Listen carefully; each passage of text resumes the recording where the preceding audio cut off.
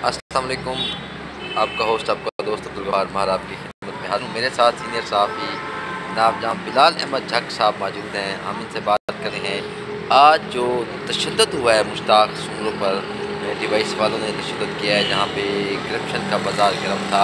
आप उस वाले से क्या कहेंगे, क्योंकि आपका ताल्लुक़ अहमदपुर से है, आपने इस वाक़े को देखा भी होगा, सुना होगा, तो क्या कहेंगे आप?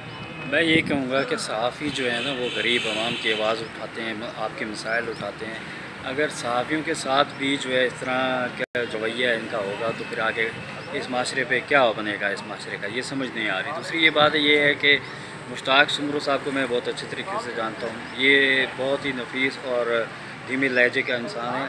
ये ना किसी के साथ आज तक इसने झगड़ा नहीं किया और ये बेचारा वहाँ पे गया क्योंकि 4-5 दिन पहले हमें भी शिकायतें आ रही थी कि ये पैसे काट रहे हैं, ये जो है बेनज़ीर जो कार्ड है वो बनाने के सिलसिले में सिंध ले जाते हैं। वहाँ पे 7,000 रुपये 14,000 जो किस्त आती है उसमें से 7,000 लेते हैं, 2,000 ये पहले लेते हैं।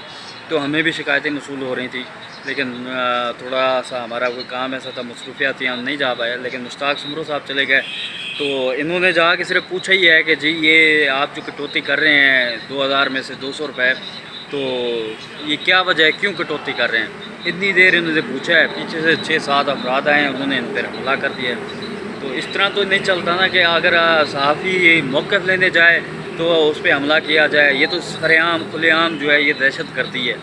दहशत गर्दी जो है ना, इसके ख़िलाफ़ कानूनी कार्रवाई होनी चाहिए। हम अपने सहाफ़ी भाई मुश्ताक सुमरो के साथ हैं और मरते दम तक उसके साथ रहेंगे, क्योंकि सहाफ़त ही जो है ना वो माशरे की आवाज़ बनती है, कान जो है कान और आँखें बनती हैं।